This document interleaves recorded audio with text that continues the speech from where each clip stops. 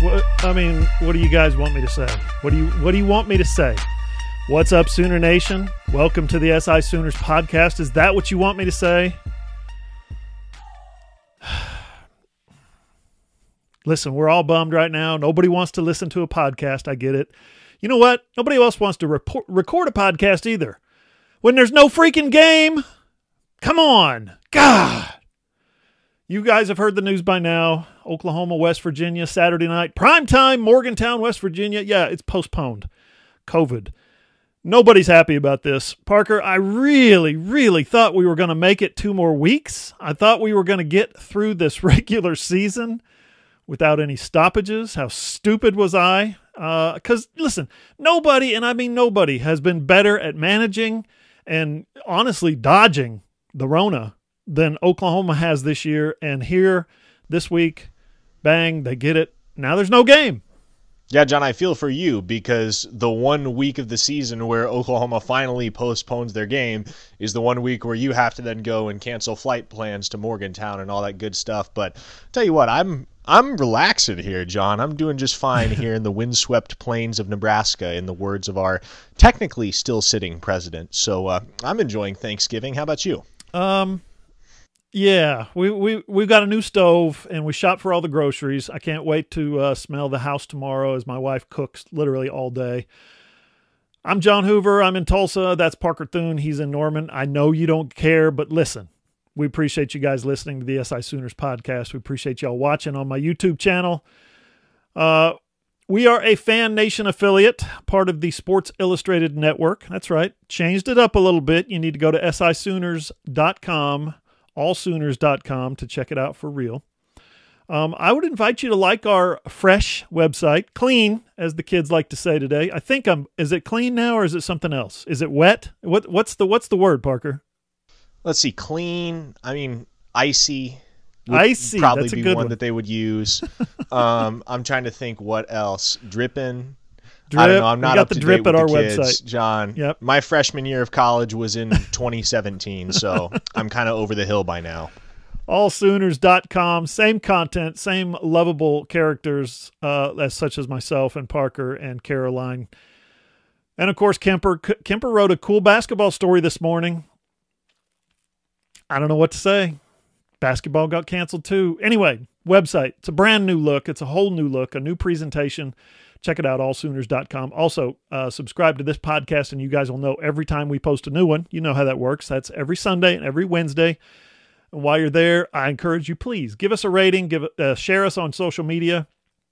If you are watching us on YouTube, you know what to do there. Give us a like. Mash that like button, as they say, or comment down below or subscribe. Okay, here's kind of what happened. Remember last week when Brett McMurphy tweeted right before the Bedlam game that the Sooners and the Cowboys had been in talks as late as Thursday evening about postponing that game? Well, it's a damn good thing they didn't postpone it because the West Virginia game is now bumped to November 12th. That's the only open date left. So, good thing they didn't bump last week's game. They got the Big 12 championship on the 19th, the college football and bowl selection show on the 20th. But the 12th is the week before the Big 12 title game, man. That's a tight fit, first of all, right? Secondly, we've talked all year about how OU has really been diligent about staying away from the virus, doing all the right things. Well, it got them this week. OU had to pause all team-related activities. So, yeah, this is OU's fault. West Virginia's probably not happy either, right? Who knows why, who knows how, but listen. Football, as I said earlier, was not the only sport affected here. Basketball, tonight's season opener, men's basketball we're talking about, Lon Kruger and the boys, season opener against UTSA, postponed. I think that's a friendly way of saying it's going to be canceled.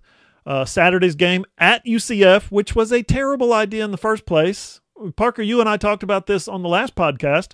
Basketball is going to have a hell of a time trying to squeeze in 2 games a week. Not just now, but in February, in March. Who knows how long this thing could go. So, hey, I got to ask you, it looks like the OU campus apparently has turned into something of a hotspot.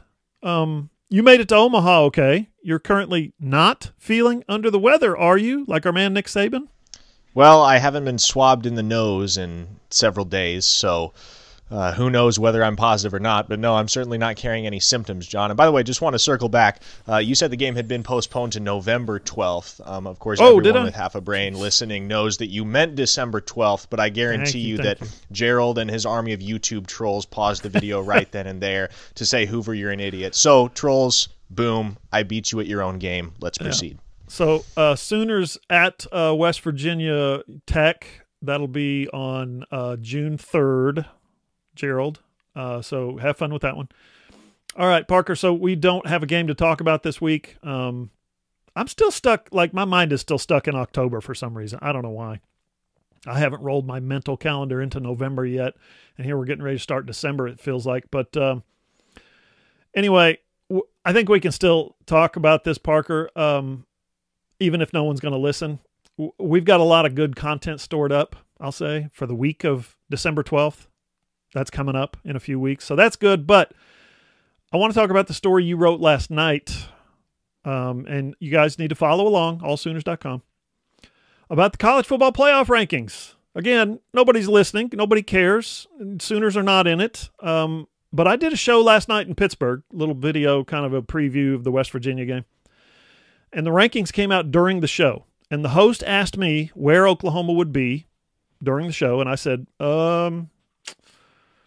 10, maybe possibly 9, but then it came out and it was 11. And he said, hey, nice job. And I said, I think I was a little too optimistic. Parker, was I too optimistic? No, not at all, John. And the thing that confuses me more than anything, it's not where BYU is ranked. I think it's where Georgia is ranked, because to me, that's the one team in the top 10 that probably doesn't deserve to be at number 9. That team has been inconsistent, shaky. They've had some issues at the quarterback position. Seems like a revolving door, and hopefully, for their sake, JT Daniels is now the guy in Kirby Smart's offense and can lend some degree of stability. But I really didn't see any reason to slot Georgia at 9 last night. Of course, BYU dropped 8 spots to 14. Oregon dropped 8 spots to 15. You got the Sooners at 11, which I think Sooner Nation should be pleased with that. I said after their win on Saturday that it wouldn't shock me if they were top 10, but I thought 12 was the floor. So 11 in my mind is just about where Oklahoma deserves to be at this point in time. And, you know, they can hold out for some chaos over the next couple of weeks, but it really becomes imperative that they get that Baylor game in and they get the West Virginia game in, because they don't have any more cushion to mess around with, John. They have to play both of those games if they want to play for the Big 12 championship and have a chance to impress the committee and be in the conversation for a New Year's Six Bowl, which they're certainly already in the conversation, but if they want to lock that in, it has to come via a Big 12 championship, which can only happen if those two games on December 5th against Baylor and on December 12th at West Virginia get played. Yeah, I'll go you one better. To make the Big 12 championship, like you said, to win the Big 12, of course they have to win the championship game, but to get to the Big 12 championship, they've got to play and win these next 2 games. If they don't, if this November 12th game gets bumped, what happens to if Texas and Oklahoma State lock in at technically half a game above Oklahoma in the standings, first place? Those will be the 2 teams. If they're tied, those will be the 2 teams that go to Arlington. And Oklahoma, which beat those 2 teams, would not, because they would have 1 fewer win. I mean, we're talking Big 12 math here, people. To which I would say Lincoln Riley should rent one of those banner planes that flies over Arlington, flies over AT&T Stadium, right? Pulling the Oklahoma Sooners Big 12 championship banner like Mac Brown did in Kansas City in 2008 when OU and Missouri played. Y'all remember that? That was fun. I think we agree there's no chance that OU's going to the playoff this year. Not with all these undefeated teams that are around the country and all these teams that are playing 4, 5, 6, 7 games around the country and all these games that are getting canceled. And frankly, all these games that Oklahoma lost. They lost twice. They don't deserve to go to the playoff. But you know what? It's kind of worked out. This is a rebuilding season, and it's also a lost season. So if you're OU, you try to win as many games as you can. Try to win the Big 12. Try to go to a cool bowl game somewhere. Maybe the Cotton, like we talked about last week. Maybe the Fiesta, like I got my fingers crossed for. Lincoln Riley said this week it wouldn't make sense to give up hope on the playoff. And I guess if you're Lincoln Riley, he's right. But, yeah, not this year. Up next on the SI Sooners podcast, college football silly season is here. You know what that means. Lincoln Riley's coaching staff might be in the crosshairs of somebody looking to make a hire. We'll tell you exactly who up next. Hey, are you a business owner looking to get your product out there to the masses? Let's say you run a hotel in Norman or a car dealership in Oklahoma City or a restaurant in Edmond, or maybe you're a small online business who creates and sells OU merchandise and you just want Sooner Nation to come sample your wares. Well, then consider advertising in this space right here on the SI Sooners podcast. SI Sooners reaches thousands of readers, viewers, and listeners literally every day, and the SI Sooners podcast is the ideal place to find your next customer. To advertise, send an email to allsoonersi@gmail.com or DM us on Twitter at all_Sooners.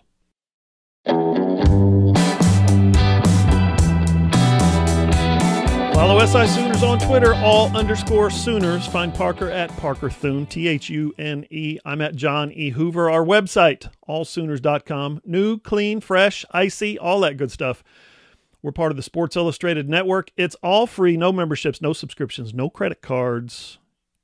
If you guys prefer to watch the video of this podcast, well, you know where to find that. It's on YouTube, John Hoover Media. Simple as that. Like I said earlier, please rate, share, comment, all that good stuff. Helps us a lot when you can do those things. It does. Parker, we've seen a couple coaches fired. We've seen a couple of guys retire. We've seen one make a lateral move to Texas. I guess you would call it a lateral move. Making more money probably, but would not win any more games.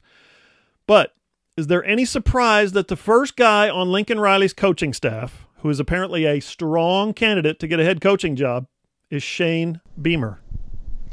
No, I wouldn't say it's a surprise, John. I mean, he's got the lineage as Frank Beamer's son.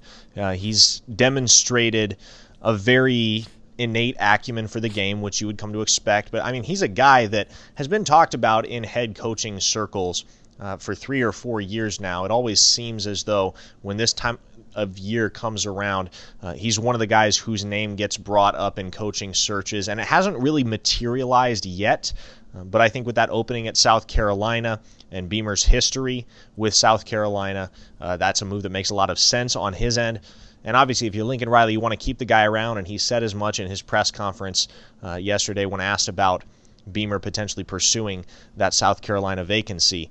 But at the end of the day, as long as Lincoln Riley is there in Norman, he's going to make sure that his staff is loaded with guys who understand the vision, who bring their own vision and can contribute to winning football in the Oklahoma Sooners program. And Shane Beamer is one of those guys. Riley acknowledged it. He's not going to be around forever. He's going to get a head coaching job, whether that be sooner or later. And I think you definitely have to look at this as a possibility that Beamer takes the head coaching vacancy at South Carolina and you have to replace him. So I would imagine that given all the other turnover that's gone on in the program in 2020 and all the circumstances that have transpired and everything that the season continues to throw at everyone, it's probably not at the forefront of Lincoln Riley's concerns right now, but once the season wraps up, that's probably priority A1, is hedging your bets just in case Shane Beamer decides to look elsewhere and you have to turn around and replace him.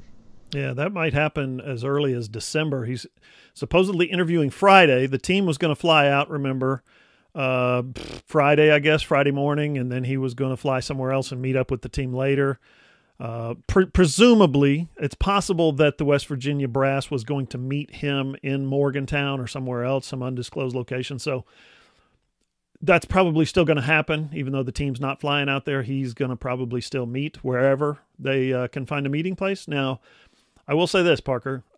You said as long as Lincoln Riley's in town, everything's fine, copacetic. Well, Bob Stoops thought the same thing until he started losing some really talented assistants like every year, and he had to replace those guys like every year, and it got harder and harder. Just look at some of the names: Mike Leach, Mark Mangino, Chuck Long, Mike Stoops left. Remember what a great defensive coordinator he was the first time around. Then you start losing guys like, you just go down the list, and it's like he started realizing, hey, it's harder and harder to hire quality football coaches. He started hiring his old roommates and stuff like that. That didn't work out.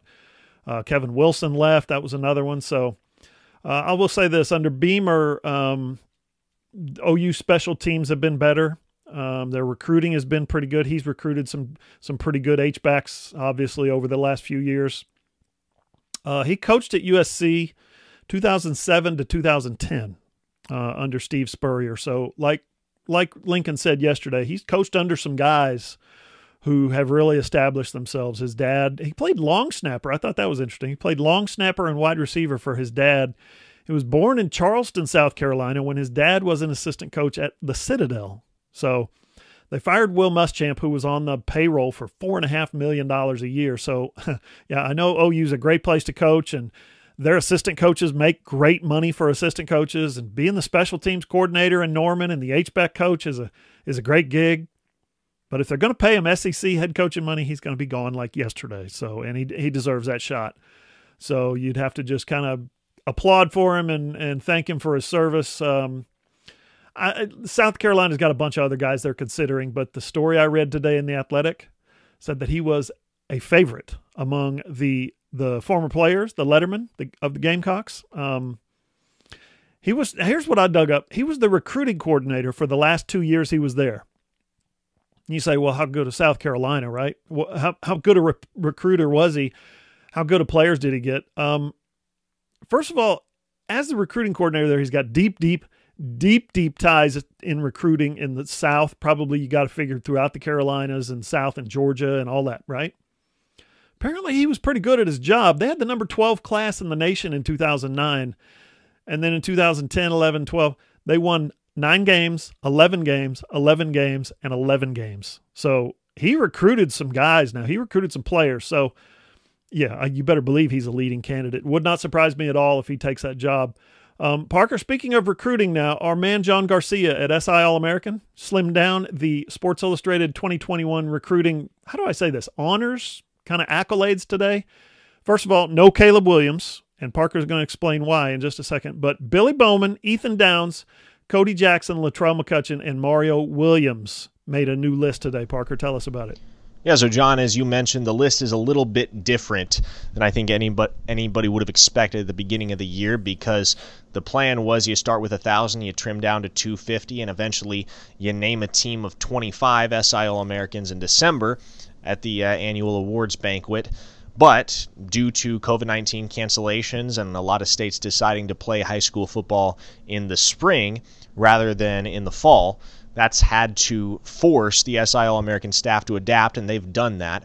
So what they've done is they've chosen to split their recruiting season, if that's what you want to call it. But they have a list of 250 finalists that just went out today from 28 states that are playing high school football in the fall. They will do the same thing in the spring with the 17 states that are playing high school football in the spring as opposed to in the fall. So you're essentially going to have 2 SI All-American teams, and the guys that play football in any of those 17 states, including Washington, D.C., which Caleb Williams hails from, those guys are going to be featured on the spring installment of the SI All-American team. So the 250 on the list today, you're only going to see those 5 Oklahoma commits: Ethan Downs, Cody Jackson, Mario Williams, Billy Bowman, and shoot, who did I just forget, John? Latrell McCutcheon, yeah. Latrell McCutcheon. There you go. And so that's the reason you only see 5 Sooner commits. If you took a quick look over that list, you say, why are there only 5 Sooners? That's why, so don't freak out. There's nothing strange going on behind the scenes. You're not going to see any decommitments, at least to my knowledge, from this 2021 recruiting cycle for Oklahoma.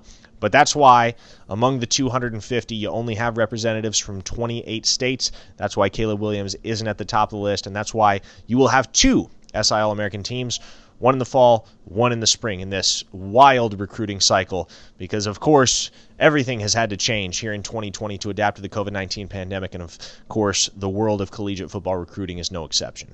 There's a couple of guys that might be on the fall list. Might be they're on the fall list. They might be OU commits that are on the fall list, Bryce Foster and Kamar Wheaton.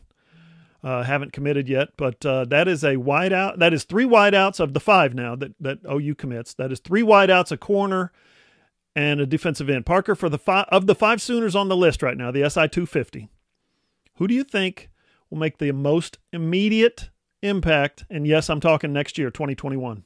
I think you got to look at Billy Bowman just because of his versatility. John, he's a guy that Lincoln Riley can put anywhere on the field, and there's a very good chance that, like we saw with Trajan Bridges last year, you see Billy Bowman on both offense and defense at some point. So I think that gives him the inside track to make the most immediate impact of any of those five. And I like them all. I think all of them have a chance to contribute as true freshmen. But Bowman's ceiling is by far the highest in my mind. Interesting. Up next on the SI Sooners podcast, hey, we got a little good news for you. Just a little. Hey there, loyal listeners. Parker Thune here with SI Sooners. Are you a business owner looking to get your product out there to the masses? Let's say you run a hotel in Norman, or a car dealership in Oklahoma City, or a restaurant in Edmond. Or maybe you're just a small online business who creates and sells OU merchandise, and you want Sooner Nation to come sample your wares. Consider advertising in this space right here on the SI Sooners podcast. SI Sooners reaches thousands of readers, viewers, and listeners literally every day, and the SI Sooners podcast is the ideal place to find your next customer. To advertise, send an email to allsoonersi@gmail.com or send us a direct message on Twitter at @all_Sooners.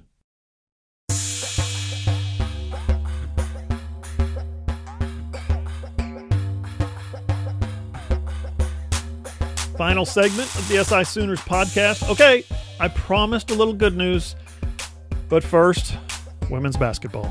Yeah, you guessed it. OU opened the season today against Houston. At least they didn't get knocked out by COVID. But they did take a 12-point L, 97-85, and guess what? It doesn't get any easier. They play Gonzaga, number 21 in the country, this Saturday in South Dakota. Don't ask. Okay, you got your smidgen of good news coming up from what I think is a otherwise really, really crappy day. Oklahoma and Lincoln Riley remain undefeated in the month of November for 2020. Huh? How about that? Yeah. Wah, wah, wah. Yeah, that's right. The last time OU lost a game in November was 2014. That is the year before Bob Stoops hired Lincoln Riley as offensive coordinator. So since the guy has been in town, he has never lost a game in November. Listen, I'm just saying, we're all looking for a little bit of positive to carry us into Thanksgiving. Well, Parker, that one's mine. What do you think?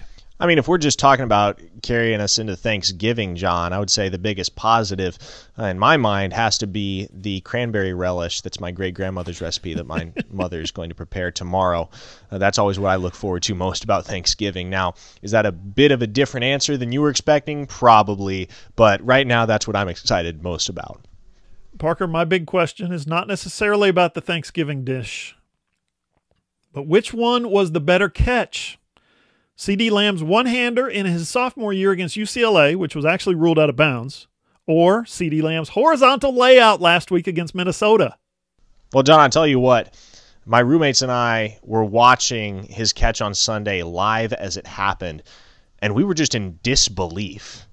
I mean, to see the way that he contorted his body and readjusted to make that catch was just astonishing. We all watched Andy Dalton throw that ball and figured, oh, that's an incompletion. He missed him. CeeDee Lamb is probably one of the only people on the planet that makes that catch. He is something special at wide receiver. And the presence of mind, not just to find the ball, locate it, figure out how he needs to adjust in order to reel it in, but then to lay out backwards and actually bring it in with a defender draped all over him, that's the kind of play that provides a testament to just how high CeeDee Lamb's NFL potential is. And I get that there's going to be a bit of a timeshare in that Dallas offense for the foreseeable future with Amari Cooper and Michael Gallup firmly planted there. But 3-4 years down the road, I think you're going to be looking at CeeDee Lamb as one of the top 5 wide receivers in the NFL. He's that good. And if he keeps making plays like this on a regular basis, he's going to continue to draw more and more snaps, more and more targets, and more of an opportunity to show what kind of player he can be at the professional level for the Dallas Cowboys.